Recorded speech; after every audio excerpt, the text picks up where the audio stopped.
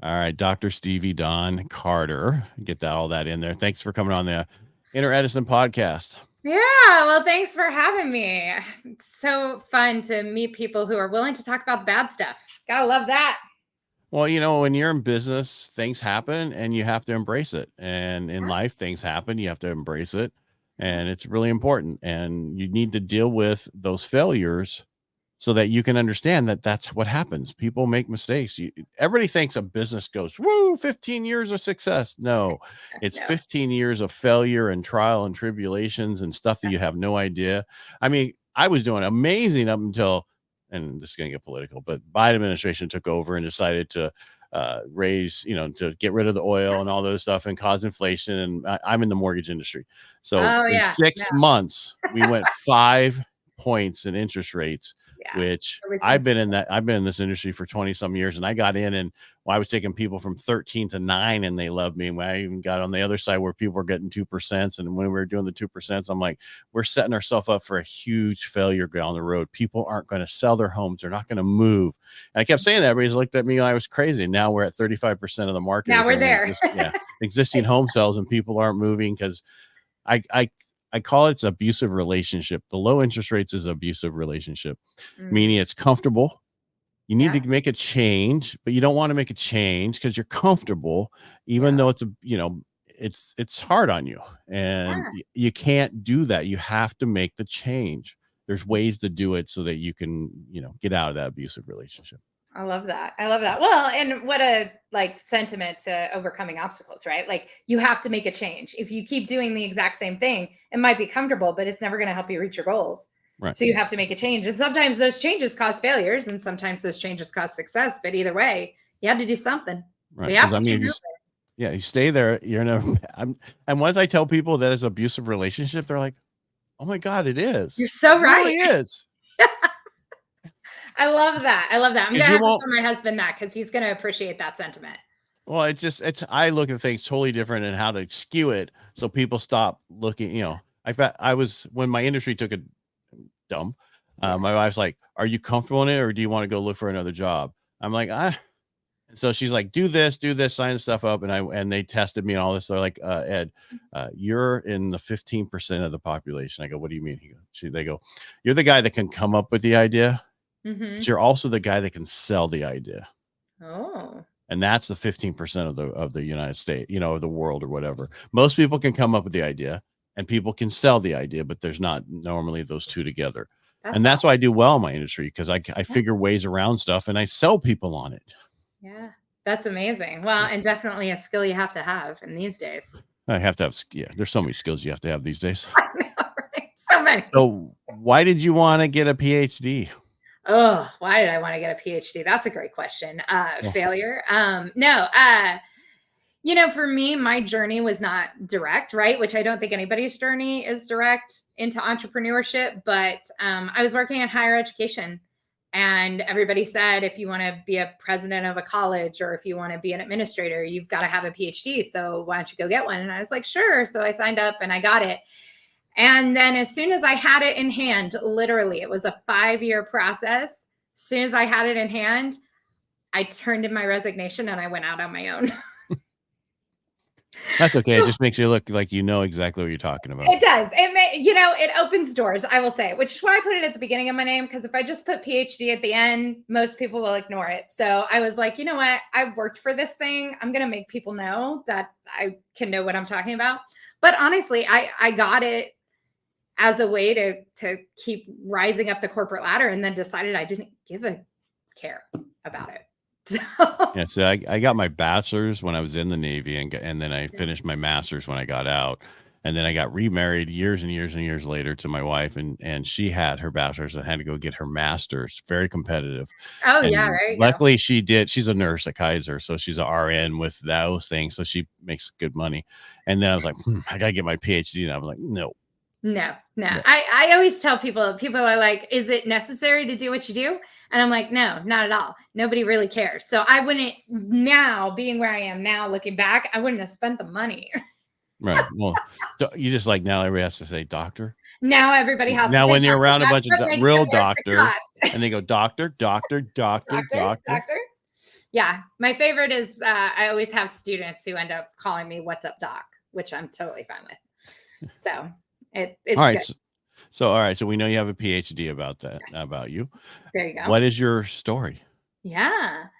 I think my story is I mean, where I ended up and where I started is not necessarily the same thing. I was somebody who had no clue what I wanted to do with my life.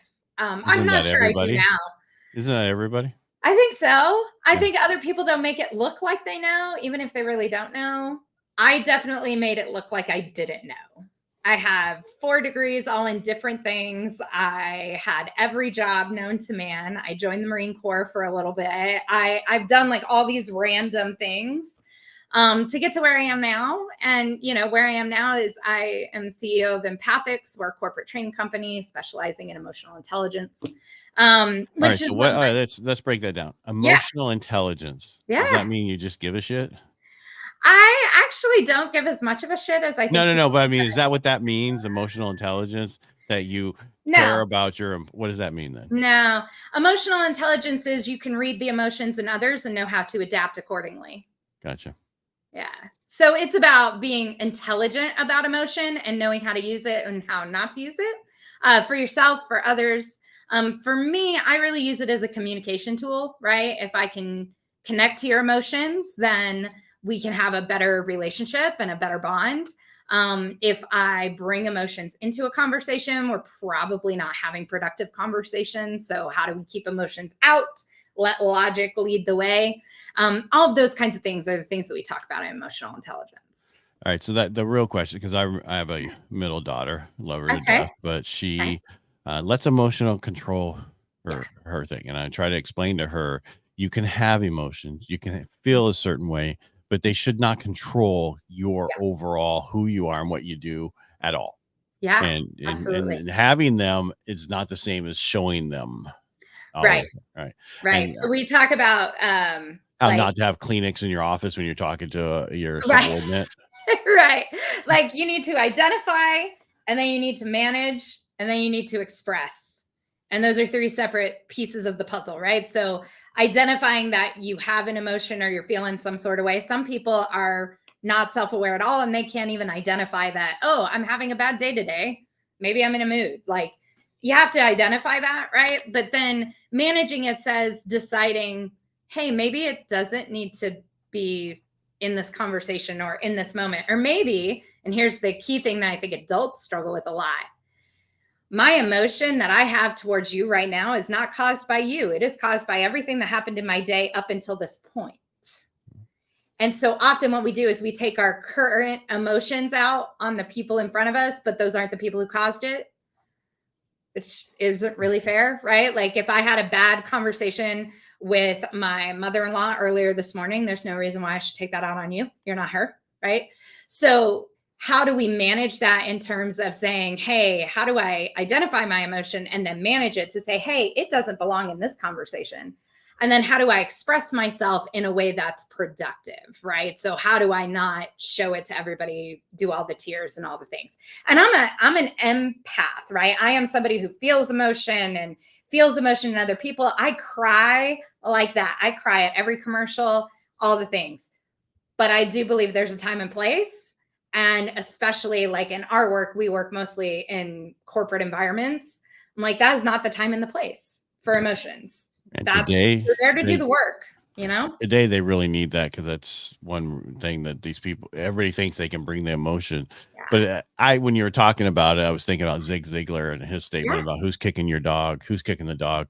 And he tells a story about, bad day, dad, and comes Yep. home, takes it out on the mom takes it out on the kid, and the kid takes it out on the dog or the cat, Yep. whatever it is. Absolutely. Absolutely. And that happens all the time, right? So, like, one of the things that we teach people as soon as we go in some places, they say, okay, scale of 1 to 10, how you feeling today? Put a number to it. Doesn't matter. You don't have to explain it, but just put a number to it. So, how are you feeling today? Scale of 1 to 10. Give me a number. 10. 10. Awesome. So, you're having a great day. I So, have if a great day. Even when I have a bad day, I have a you're great having day. a great day, you're one of Yeah. those kind of people, right? No, I just know that in life, it's how you come across it, how you make it is who you are, meaning that Right. things can affect you, but it's up to you to get through it. But I'm also a vet, so we don't Right. really show emotion. You don't. No, absolutely. But the fact that you're a 10 says something, right? Like you are on the positive side of that scale. Even though I've had a horrible shit happen to me today and other days, I could say, well, I feel like a 5. No, I'm still, that's not going to control me, who I am. Right. Even though we let it sometimes. You've made that emotional intelligence adjustment on your own. Yeah. Right. Instead of having to process through it and then make the adjustment. Right. Because most people would tell me, oh, I'm feeling about a 5. I'm like, cool, that's great. You're allowed to have a bad day. You're allowed to be a 5. But why should you take your 5 out on somebody else? Right. It's not their fault you're a 5. So, right. How do you change how you express yourself so that you are expressing yourself at a higher number than you may actually be feeling? Right. So it's interesting stuff. It's cool work. I get to meet a lot of people. I'd be honest with you, I hate to say this to you, but to me, it sounds boring. Yeah, I get it. Well, no, because you're supposed to go in life to what you really enjoy doing, right? I enjoy the mortgage industry, but what I enjoy more than anything is what I did in that industry, which is talk to people. So I like telling people stories across multiple mediums, and that's what I do. It's a matter of setting things up so that I get paid enough to do that. That's the difference. Yeah. Absolutely. Well, and my favorite thing in the world is to be on stage. I started out as a dancer, and I will always be somebody who is on stage. So to me, this is the perfect job, because regardless of what I get to talk about, I get to be on stage in front of hundreds of people every week. And that's my favorite thing. Gotcha. Yeah. Yeah. Very cool. So what's the biggest failure you faced recently? Well, my whole industry fell apart. Well, that obviously. I mean, that's my biggest failure, but that had nothing to do with me. Right. So what about you personally? What kind of failure have you had to overcome for yourself? You mean, well, all my failure has been in business and or divorces. Yeah. Oh yeah, I'm there with you on that one. I'm remarried happily with, and I adopted her 3 kids. They moved and they're all out and doing their own thing. My son's in the Army now. He was an airborne medic. Now he's just a regular combat medic.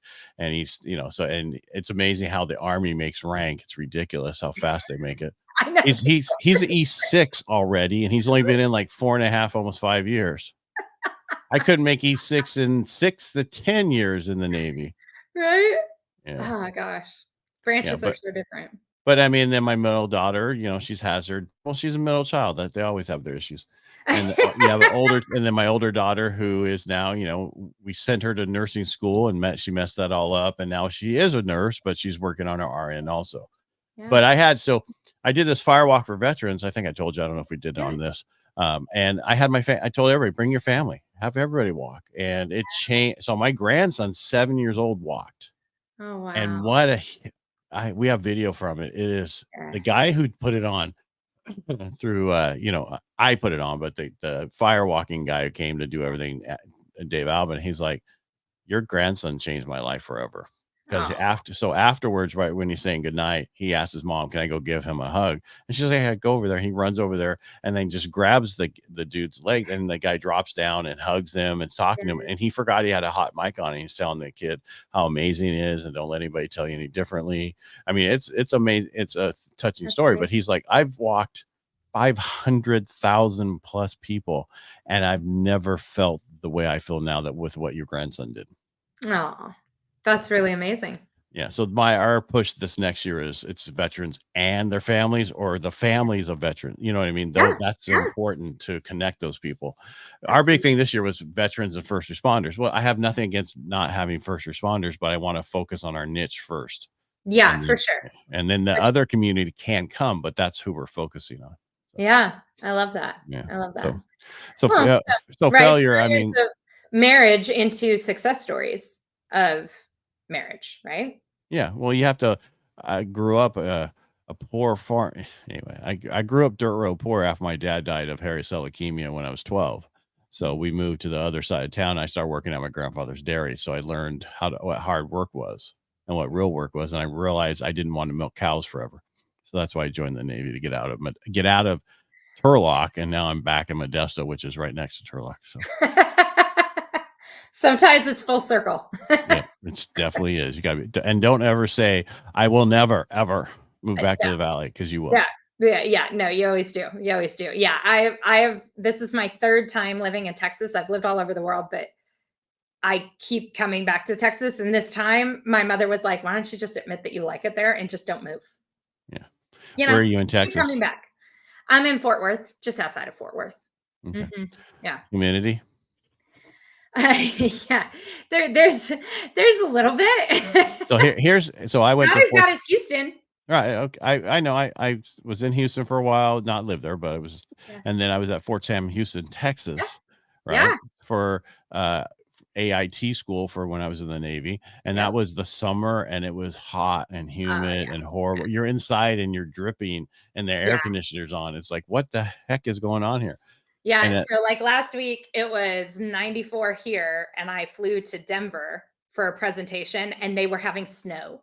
yeah. So I literally went from 94 degrees into a snowstorm and then back to 94 degrees. I have a friend of mine. He's in Dallas, and then a few other people in Austin and all over. So I like Texas to visit certain places at the Sure. right time of the year. But the thing I don't like about Texas is golf ball hill, uh, Yes. humidity, Yes. period. I don't care where you go. Oh, it's not so much up in the north. It's still humid.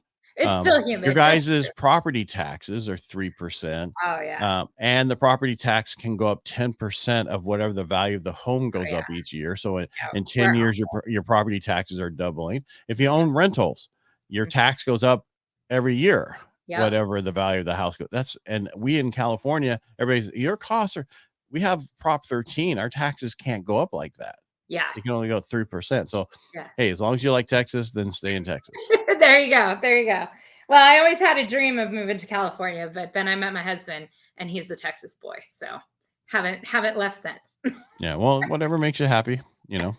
I mean, because everybody left for here to Texas, and that Yeah, right. we had a net exodus, but most of the people were 50,000 to 100,000, or the high 1%ers, right? The top. Yeah. So what California didn't realize is they chased out of so many 1%ers and they pay 45% of our tax revenue Oof. for the state of California. Why do you Yeah. think we're 68 billion in the hole now and all this other stuff? Because Right. in the last election we had, they were like, okay, we have a surplus of $68 billion election.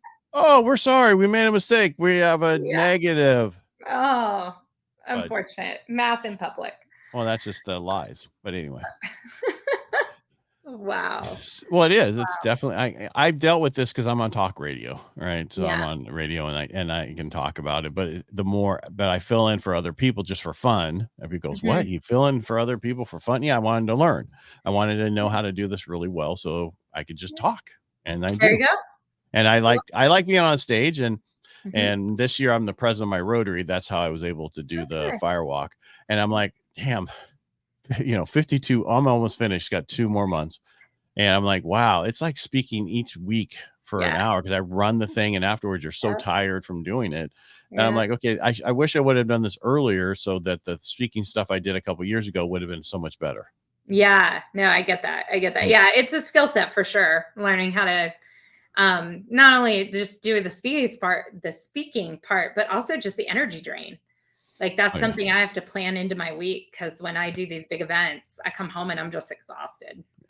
Well, I'll do Rotary in the morning and then I come home and we do a show and then a couple more things. And then, I mean, by 11 a.m., I'm like, oh, I'm so tired. So I go sit on a couch for lunch. My American bully comes up next to me, lays there, and we just Oh, for like nice. an hour. Yeah. Take a little nap and then Yeah. get back to it. Yeah, I love that.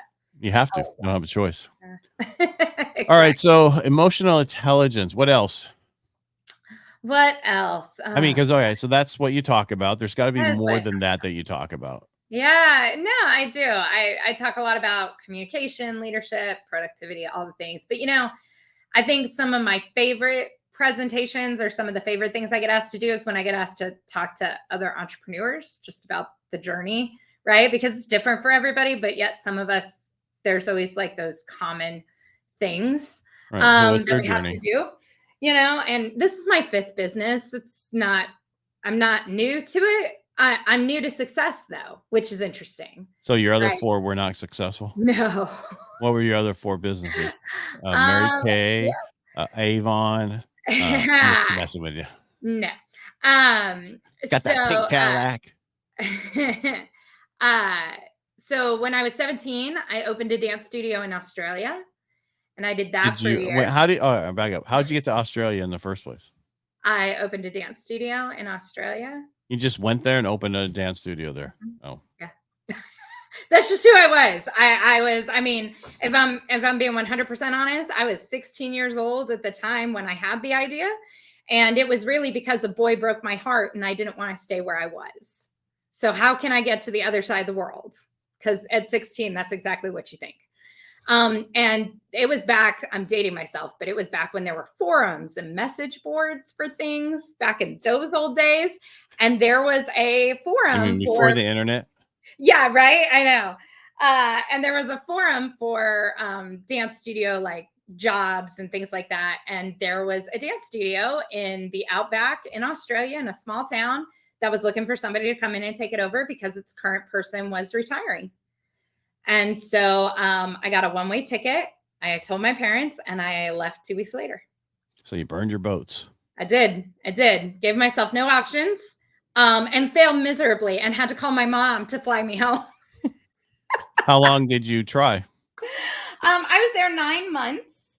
I actually got deported because I didn't have a visa to be there because, at 16, 17 years old, you don't know to have those things. Right. So they did immigration the right way. Yes. So yeah, but I mean, it was a failure in the sense of, right. At least you tried.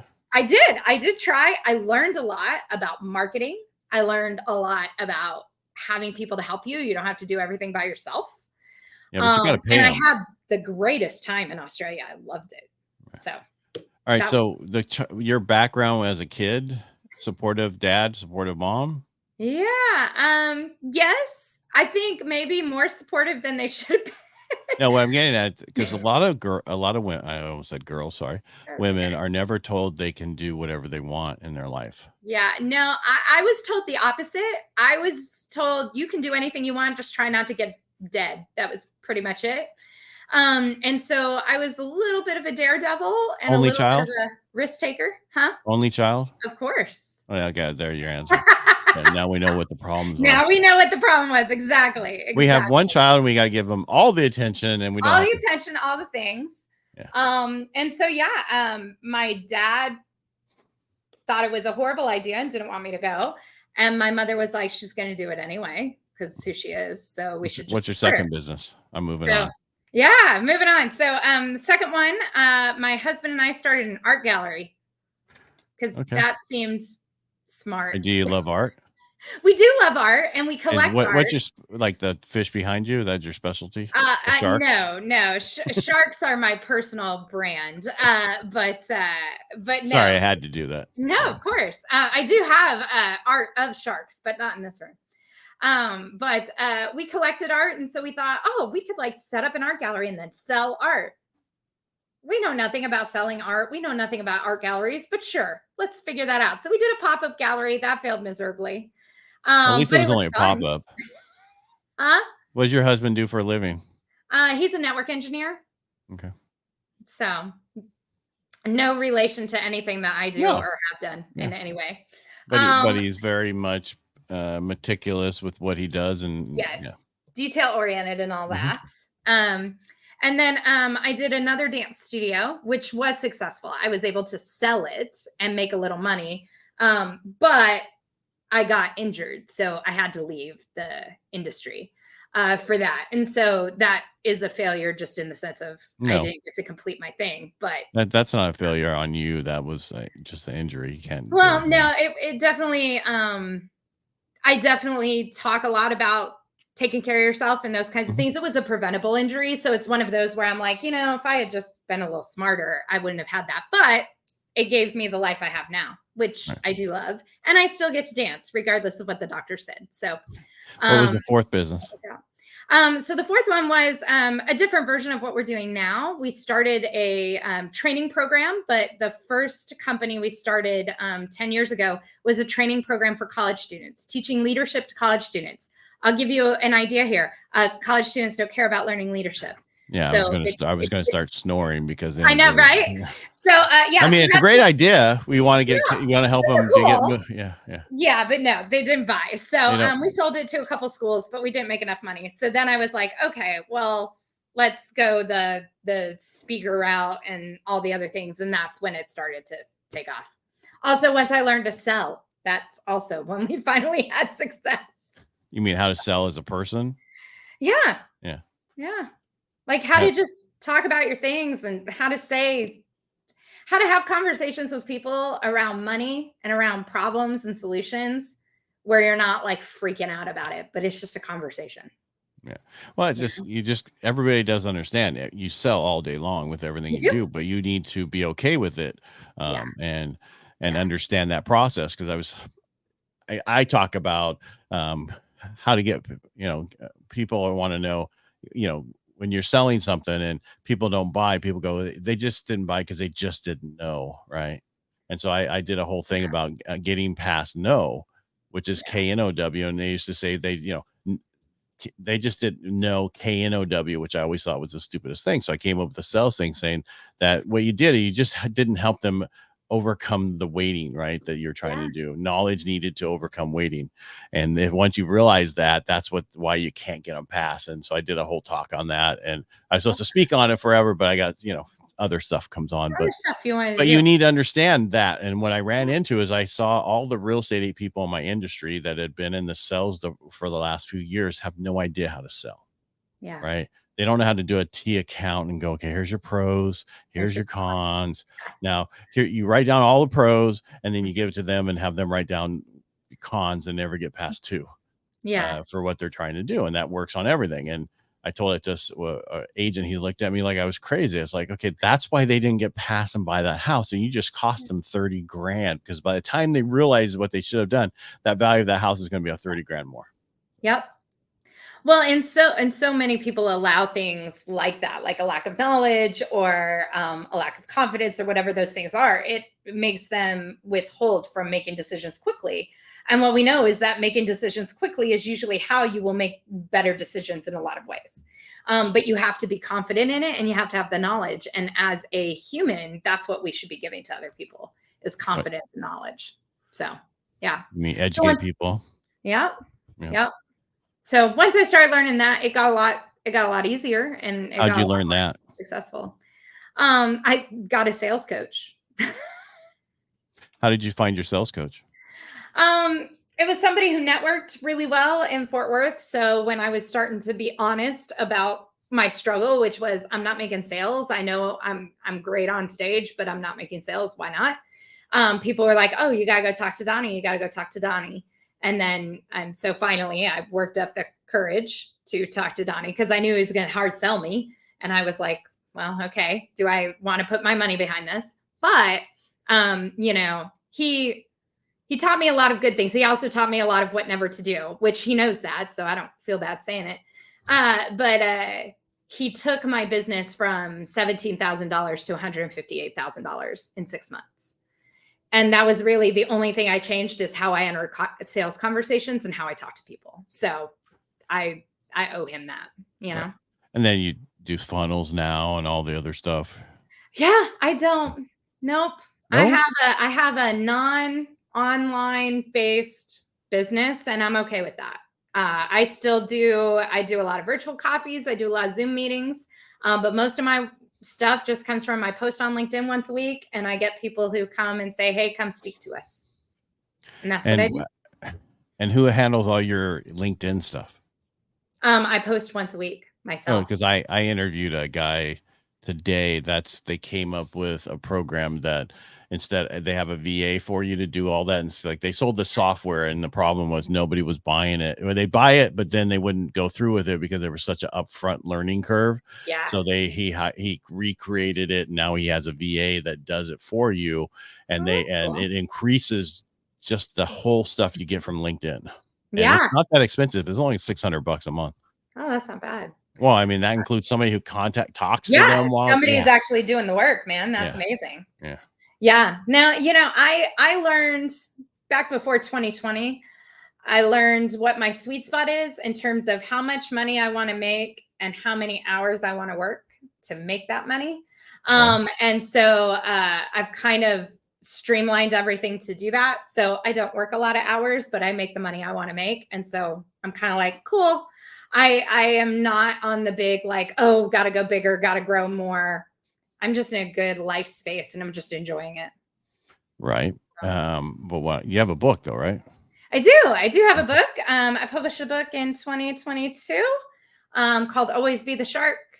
And it was just my own journey into self-confidence and knowing what I wanted in my life. Gotcha. So, No, I'm just saying, because there's book funnels you can do. I know you said you're not online, but I'm just, and you give the book away for cost of shipping, but then you sell them on other stuff that you're trying to do, like your other programs coaching and all things. Yeah. I've done all that stuff, and me personally, I'm like, I like what I'm doing now, and it gets me everything. I'm not trying to push you. I'm just asking. Everybody's always like, make more, go bigger. And I'm like, No, it's about making it now while it's there and putting it away so that eventually you don't have to do anything. Yeah, no, for sure. That's the difference. And that, because what'll happen is you'll be going along, and 5 years from now, things will change and you got to redo everything and work harder and redo it, where you can increase your numbers now. So I was watching a guy, he's like, you can make $1 million, in a month more faster than you can make $1 million in a year. You can make $1 million in a day faster than you can make $1 million in 30 days. And he kept going and going. And it's true, but it's about it's what people are looking for right now. But eventually that pendulum of emotional intelligence, people are going to, they're going to go into some other key phrase and, Absolutely. And I'm not, but I mean, whatever. And it's all about success is whatever your definition of success is, right? That's your definition, not somebody else's, not the Joneses, not the whoever. It's your definition. Because someone keeps asking me, how to help people become financially free or financial freedom. I'm like, well, that's an open statement, because what does that mean? What are they looking to do? Not everybody wants to. Yeah, not everybody wants to have a whole bunch of rental properties and have management companies handle them and deal with all that. They just want the one house they live in and maybe one other, but not even that. My wife hates the additional properties. I mean, we have a second home, which is our cabin, and some land we were going to build on, but COVID killed that. It's just too expensive now to build the house we wanted to. Yeah, I get that. I mean, it can be done, but I just don't want to spend the money and or have that mortgage. Yeah, no, I get it. No, my husband likes the rental property thing, but we do one rental at a time, and then we make a bunch of money, and then we sell it, and then we get the next one. Well, you have to, you guys. He likes. Because the taxes will kill you. I know. We can't hold on to it too long. If you had kids, you could stick them into one of them and as a fourplex. That's true, but no kids on our family side over here. I'm sorry. We do. No, that's okay. I prefer it that way. That's my choice. Okay. Well, then that means you have a lot more money. We do actually, and we get to take a lot of vacations, and that part's nice. And we always say we have a lot of big kids. I still teach at the community college part-time. And so we adopt a lot of those children as our children. So what do you teach there? I teach sociology, political science, and history. Okay. So yeah, interesting. Yeah. So fun things. Political science isn't bad. Yeah, I mean, it's I like teaching things where we can make it relevant for the students, where it's not just theoretical, but it's like real life. So I'm not doing any political science this semester, but campaign years, always interesting. It's this year. It is. So sometime this year I'll get to dive into it, but I don't have any right now. Right now I just have sociology. But so that PhD kind of helped you. Yeah, it does. It does be able to teach at a college. Yeah, although with a PhD in leadership, do you know what you can teach? Leadership, and that's all they care about. So it's actually my master's degree that allows me to teach. What's your master's in? I have a master's in sociology. Okay. And I'm halfway through a master's in history and political science. Oh my goodness. So, yeah. No wonder you don't want to you like to go to school. I do love to go to school. It's fun. But I know that's not for everybody, but it's fun for me. You're just hiding in school. Well, as long as I'm happy about it, who cares? Yeah, exactly. No, because they were telling me to teach what I do in school. I'm like, but I don't want more people in my industry because my Yeah. industry is really bad. Because I keep getting asked, what would you tell somebody who's coming into the mortgage real estate industry? Go get a different job Yeah. Don't be here. because there's no business right Yeah. now. Yeah. Go do something else. Go get in trades. Yeah. There's Uh, 650,000 jobs available in trades, and yeah. you're going to make ridiculous amount of money Yep. because nobody knows how to do it. Yeah. And those I people tell are all that retiring. I tell that to my college students all the time. I show them like the amount I have in student loans and like all the decisions I made from a school perspective. And I love school and I love being educated and all the things. But I tell my college students all the time, I'm like, dude, go get yourself a job in a trade that makes you 80 to 100K and just bypass all this. You don't need it. You're going to have a way great life over there. You don't need to do this. And I don't know if you know this, but in our town, in our area, they have a builder's place, and they will pay for women to go through the trade stuff. They'll give them scholarships. That's how. Wow. So, Yeah. and I'm sure there's probably the same thing in Texas Yeah. for We have female. right now, especially for HVAC is our Of biggest course, one. Yeah. you definitely need that shit Because you there. need that here and we need people who work on it here.